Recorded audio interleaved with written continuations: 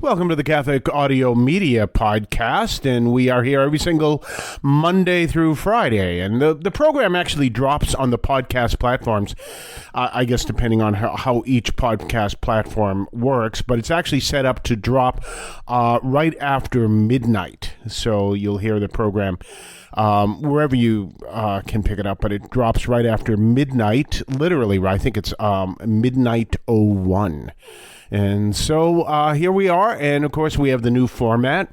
And, one of the things I did in the previous format, which I think I may do something along those lines, which is, basically begin with that, which is I used to do the consecration to the Lord on the other program. I haven't done it yet, but I think we will.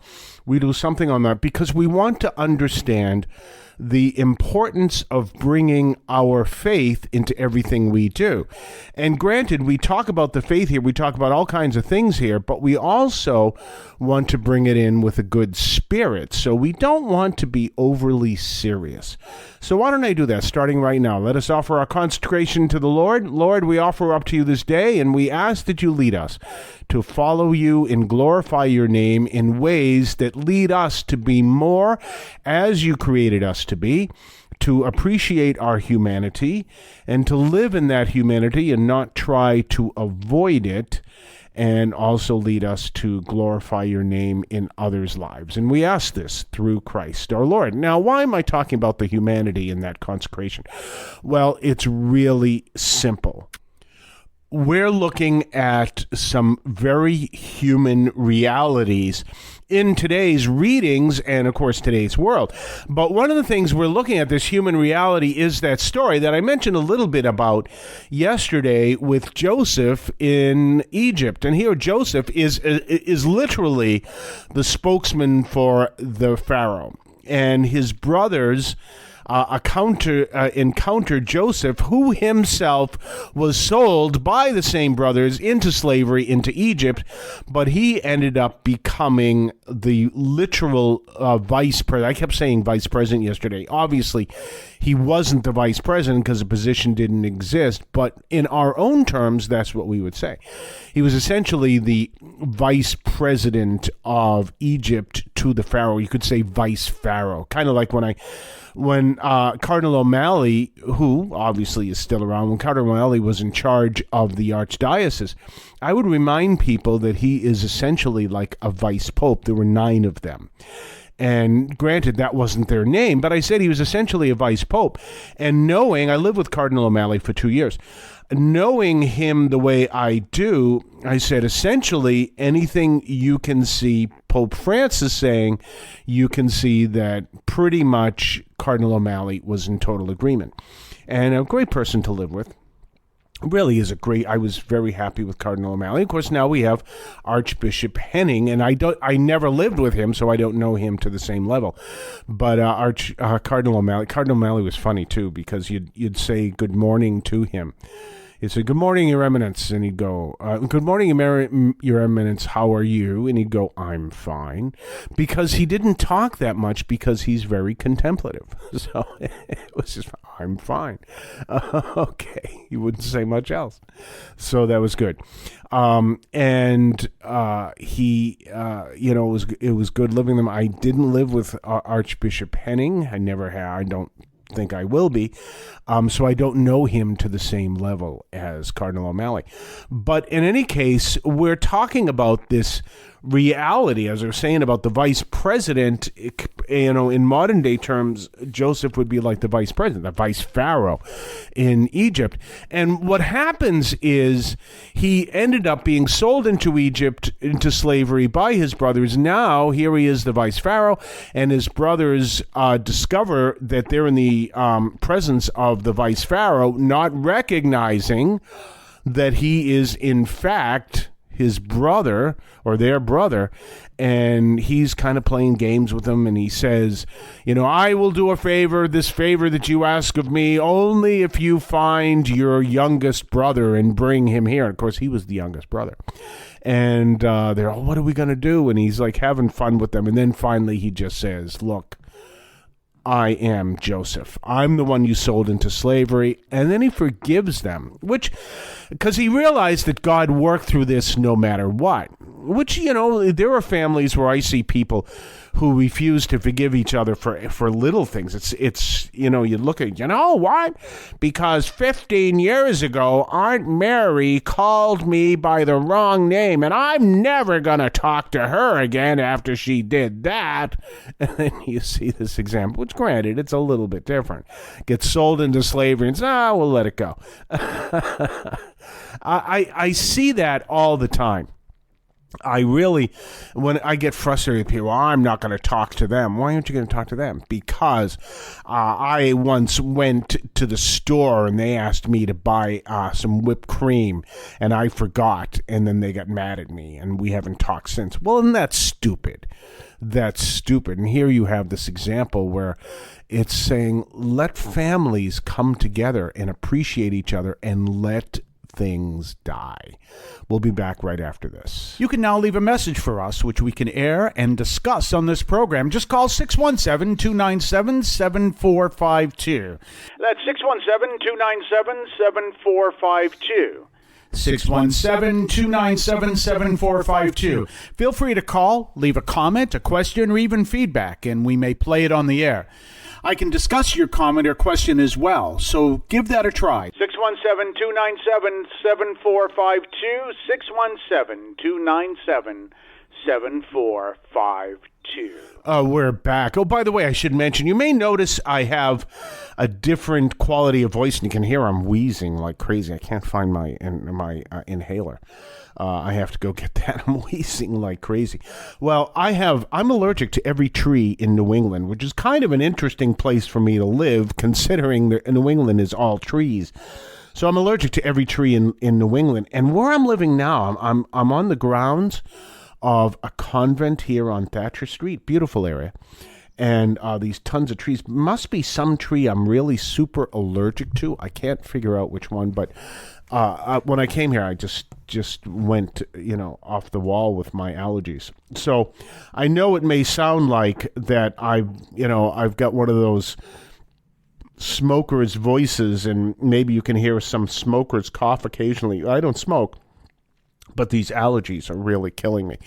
But in any case, so we're talking about this powerful moment of forgiveness. And what I'm saying is, it's important for families to forgive each other. And granted, this is an extreme example. I mean, they sold their brother into slavery. And I know today, if you sold your relative into slavery, I'm sure that they would have grounds for not speaking to you, if not turning you over to the police for trafficking. But you understand that the ultimate message here is that forgiveness is essential, and so I'm not referring, to people need to forgive their brother or sister for selling them to slavery. I'm not talking about, but for stupid things that people will not talk to each other over because of a slight or some other thing, and it's stupid. And don't do it. It's I get that all. Well, I'm not going to talk to them anymore. And I've been down there as well. I mean, I was severely bullied. I'll never forget this moment in my life. I was severely bullied in the 7th, 8th, and 9th grades at a place which thankfully no longer exists, called Central Junior High School in Weymouth, Massachusetts. Now it's housing. That's nice. They had a good purpose for it, but that was pure living hell. I still have the picture of my 9th grade graduation picture from middle school, from junior high school, we'd called it back then, and 18 students are flipping the camera the bird. This is absolutely true. So you can see it was kind of a rough school. And I grew up in Weymouth, Massachusetts, which is the suburbs. This wasn't growing up in Bussing, which was going at the same time in South Boston or Roxbury. This was Weymouth, Massachusetts, and it was what it is. And 18 kids are flipping the camera of the bird. And I remember spending so much of my life saying, if I ever get a hold of that one ever again, if I that kid who bullied me or this, that, and the other thing. And then finally I realized that I hadn't seen any of these people in like 7 years. I'm like, I don't even know if they're alive. And at this point, now that I'm 67, I don't know if any of these kids are alive at all. Of course, they're not kids now. They're my age, as they were my age then. But I was a kid then. Now I'm 67. Still working, by the way, because we can't retire till we're 75. So just so you know. So now I am 67. They're probably all retired. And some of them, I'm sure, are dead. I'm just sure. I remember seeing one guy who wasn't really a bully, but I think he got into drugs. He could be tough to certain people, but he wasn't tough to me. And again, from the high school, I saw him many years later. He was a gas station attendant, and he looked rough. And I don't mean it looked like he spent the night, he didn't sleep all night. I mean, he looked like he was one step away from Zombieville. I mean, whatever he was into, it was disastrous. And, you know, like I said, he wasn't one of the bullies on me, but I was just kind of shocked. And this guy it was a mess. And I remember that, you know, he was kind of one of the partying guys, and I don't know what he literally looked like. Something you would see in the movie, the excellent movie, which bombed, but it was an excellent movie, and or the book, which is an excellent book, Something Wicked This Way Comes. It was just fascinating. And, but that's the whole point. I hadn't seen any of these kids in years. Finally, I went to a high school reunion, and I met one of the guys who was bullying me. He wasn't bullying me really bad, but he was. And I confronted him on it, not in a nice way. You know, I remember you used to bully me. He did not remember. I'm like, how can you not remember? You used to do it every day. And he didn't remember. And then I felt awful. I haven't been to a reunion since. But, and the whole reality is, all of that is caused by, I'm going to wait till I see them again. Well, you might never see them again. You might never encounter them again. Or you might find out that they're dead. They're one of the worst bullies I ever dealt with. Died in Georgia. I remember, what was it? He was a real nasty guy. He used to a real bully. And he told me in high school, he's telling a bunch of us, you know, bullying had passed away, but I still hadn't really had any contact with him. And he happened to see us in high school. He was in high school too. And he said, yeah, I plan to become an assassin in the Army. And I'm like, well, that fits. That fits. That's something that I could see you doing. I didn't say that to him. Well, he's dead now. He was retired from the Army. That's all I know. And he died, and he's dead now. He died in Douglasville, Georgia, or some place like that. And he's dead. So I never saw him after high school, and he's dead. We'll be back. You can now leave a message for us, which we can air and discuss on this program. Just call 617-297-7452. That's 617-297-7452. 617-297-7452. Feel free to call, leave a comment, a question, or even feedback, and we may play it on the air. I can discuss your comment or question as well, so give that a try. 617-297-7452. 617-297-7452. Don't forget to subscribe to us on Patreon.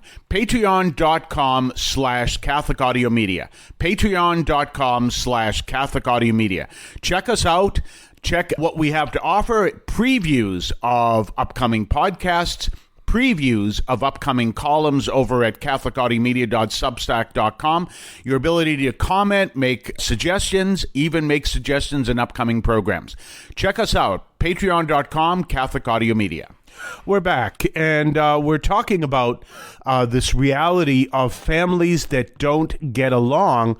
Now, again, the stepping point of this is today's reading, where Joseph forgives his brothers who sold him into slavery, but then because of that, he ends up becoming this major force in Egypt, which obviously isn't normal what happens in regards to people who have family difficulties, but we're coming back to that whole thing of not appreciating or holding grudges and refusing to forgive, especially family members and things like that. And it really causes lots of problems, because what happens is you refuse to speak to someone, then they eventually die. And then you go, if only, I wish, if only, the whole bit. And you spend your life doing that. And that's a tragic way to live. And the Lord says not to do that. So, and what happens, people come to me all the time.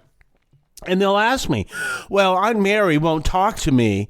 What should I do? And I always say, just make sure your door is always open to her, even though her door is closed to you. That's on her. She refuses to speak to you, that's on her. But what you need to do is let her know that her door is always, your door is always open to her. That's an important distinction. And so don't refuse to forgive. She may not forgive you. That's her issue. But you don't refuse to forgive. I had an interesting experience when I was on this retreat recently. As there was a priest and I that had this very nasty argument. And I personally think he was over the edge. Meaning, what I mean is he argued over the edge. Not he was like anything, but his argument was way over the edge.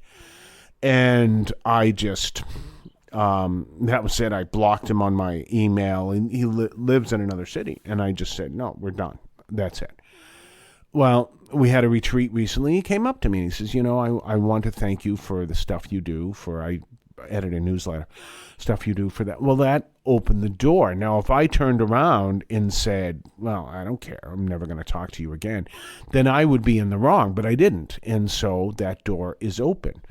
And as a matter of fact, that reminds me, I have to unblock his email. I have to find the blocked email and unblock it. I have to go do that. And I have a lot of emails that are blocked, but they're really spam, or someone who hacked another email and then tried to contact me and stuff. So I have a few of those, so I have to find and unblock his email. But that's an important distinction. That's something that, we always want to, but we always want to make sure those doors are open. The other thing is, be careful of the people who get it wrong. There is a bus company. It's no longer in business. I think they were bought out, or they bought out another bus company or something like that. But I'll never forget, I had a parish trip to run and I needed a bus, and I called them up. And it was kind of like something that was put together at the last moment. So I called them up. And he says, yeah, just call tomorrow and we'll confirm. So I called the next day. This company, they didn't answer their phone. I called again. They didn't answer their phone. I called again. I called all day because I was desperate for getting a bus for this trip. And I needed it. We had planned it all out. We were trying to get a right bus company and stuff. And I called various companies, and it was hard to get a hold. And finally I called, just, and they never confirmed. And I said, I want nothing to do with that bus company. And I called another company, which I can tell you was Crystal Transportation. And they were like, yeah, we'll have a bus there tomorrow. See you there tomorrow, 8:00. And I went, oh, we are set. And I worked with them for years. Because of that. But anyway, this guy, either he was bought out or he sold his company or whatever the case may be. So I was looking to get a bus, and Crystal wasn't available that day, so I had to go to another bus company, and I called this other bus company, and that looked good. And so I said, let's try it. And then I found out that was the same, or had this connection to the same bus company that, as the saying goes, threw me under a bus the last time. So I said, no, I called him back. I said, no, I'm not doing anything to do with you. And as a matter of fact, it was by email. I think it was even a public forum. I said, don't want anything to do with you. And the guy responded me, and I realized it was the same guy who told me yes and then never answered the phone. And he says, what's your problem with my bus company? I forgive you. What? You forgive me? You're the one that threw me under the bus. Actually, they didn't throw me under the bus because you didn't agree to have the bus come by to begin with. You don't forgive me. You're the one that threw me under the bus. No. He didn't get that part. So, and then later, it was kind of interesting. So it wasn't that. It's not, it's my role not to hold a grudge against him, but he got the whole thing wrong. You forgive me for what? for being treated poorly as a customer, a potential customer. So anyway, people. At another time, a parish I was involved, they did their own bus arrangements, and they used this bus company. And I told them, don't. They used the bus company. The bus company picked them up in a box store parking lot. And it was like an all-day trip. So they parked their cars in the box store parking lot where the bus was going to pick them up. And when they got back at the end of the day, maybe it was around midnight, they found that all their cars were towed from the box store parking lot. And I spoke to them the next day when they told me this. I said, I told you not to go with that company. I learned a long time ago. But so my point is there, you get someone who doesn't get it, doesn't listen, creates a problem. And then when you say, no, I want nothing to do with you. You created a problem. You didn't care. And he goes, I forgive you. Wait a minute. You don't forgive me. I'm the one that's supposed to forgive you because you're the one that threw me under the bus. So you have those situations too. But one of the things you want to look for is if it's on you. If you chose not to forgive, to hold the grudge and everything, that's on you. You've got to open the door. And you've got to forgive. But if the person isn't going to repent, then nothing you can do. We'll be right back. You can now leave a message for us, which we can air and discuss on this program. Just call 617-297-7452. That's 617-297-7452. 617-297-7452. Feel free to call, leave a comment, a question, or even feedback, and we may play it on the air. I can discuss your comment or question as well, so give that a try. 617-297-7452, 617-297-7452. And remember to make that phone call and make a comment or tell me a story or, hey, I want to share this. What do you think about this? Whatever you want to do, give that a call. 617-297-7452. So in any case, we are looking at now another situation of this tension between families or between groups of people. Happens to be, it's actually kind of a humorous one. Today is the feast day of Saint Benedict. And Saint Benedict, of course, is the founder of the Benedictine monasteries. That's why they're called Benedictine monasteries, because they're named after Saint Benedict.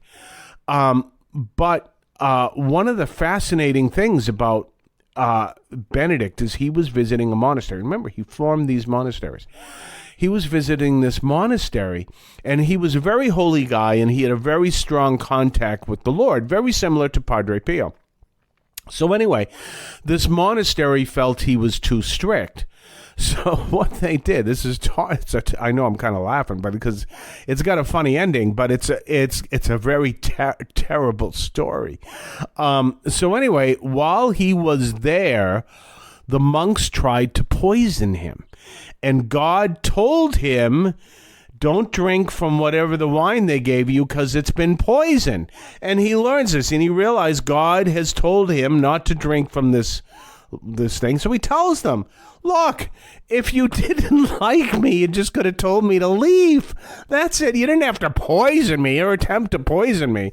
And of course, the monks were probably, well, don't try to do anything. Guy's got this close relationship with God. You can't get anything over on him because God will tell on us to him, because that's what happened. But it's always, if you had a problem with him, just tell me. Sorry, we don't like you. You're too strict. Go away. And you'll leave. It's no big thing. This is, it's kind of one of those funny stories that talks about, again, this tension between humanity and this tension between these realities of humanity that are there. They're all there. They're really there.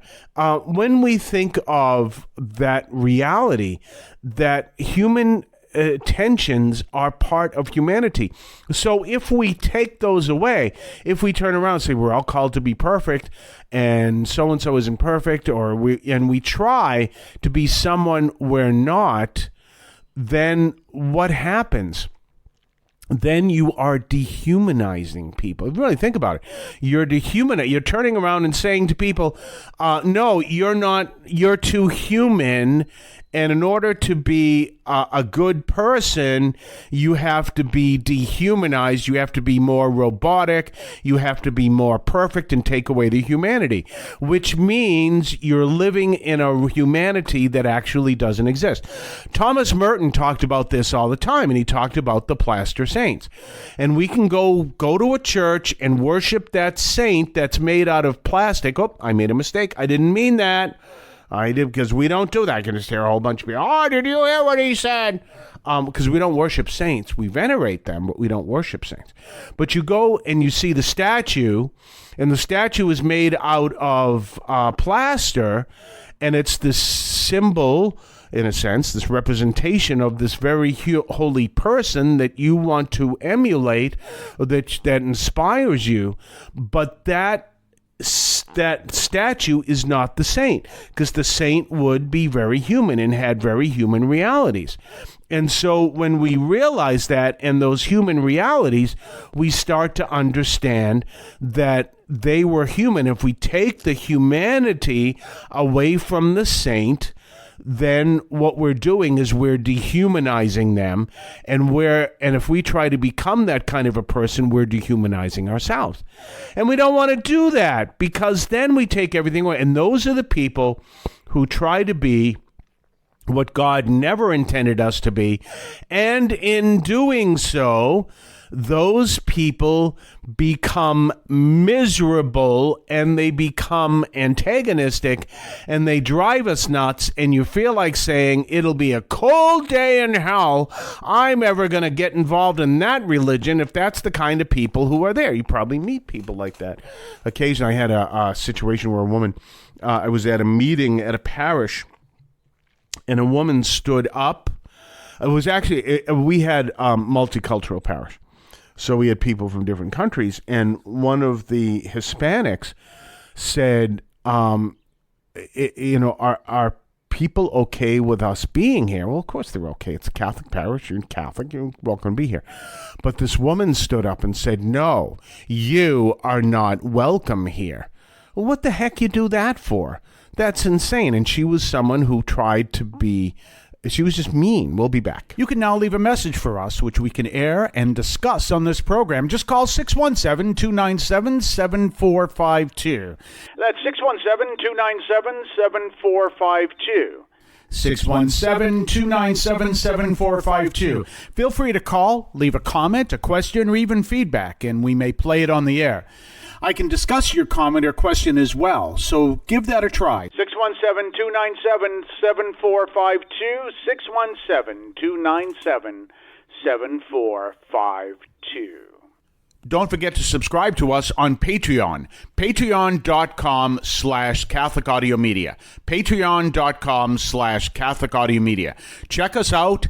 Check what we have to offer. Previews of upcoming podcasts. Previews of upcoming columns over at CatholicAudiomedia.substack.com. Your ability to comment, make suggestions, even make suggestions in upcoming programs. Check us out. Patreon.com, Catholic Audio Media.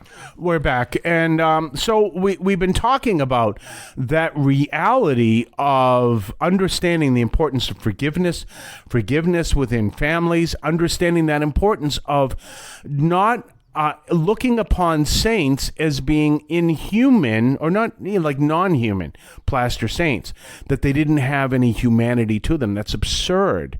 No, of course they had humanity to them. And recognizing that you too are human, therefore there is a humanity that you have to accept and allow that to be part of you, but understand that humanity is real. Don't let it make you so human that you're nasty, that you refuse to forgive, that you hold a grudge over something incredibly stupid. And forever, I'm not going to talk to Aunt Mary anymore. She said she said I had red hair and I am a strawberry blonde and I'm never going to talk to you again. Yeah, but that was when you were 12. You're 62. That was 50 years ago. Are you still holding that grudge? And you're not even red-haired anymore. You're not a strawberry blonde. You've got gray hair. No, it's not gray. It's blue and white. And now I'm not going to talk to you. Do you see what I'm saying? See what all that does? But, I mean, that happens in families. Yeah, she said that about me. Yeah, when you were 12... You're 62. That was 50 years ago. That was so long ago. That was during the Nixon administration. Well, maybe math's a little off, but you know what I'm saying. That was during the Nixon administration or the Ford administration. That's right. That's when it was. During the Ford administration. Anyway, we're going to be back tomorrow. Have yourself a blessed day, and we'll see you then.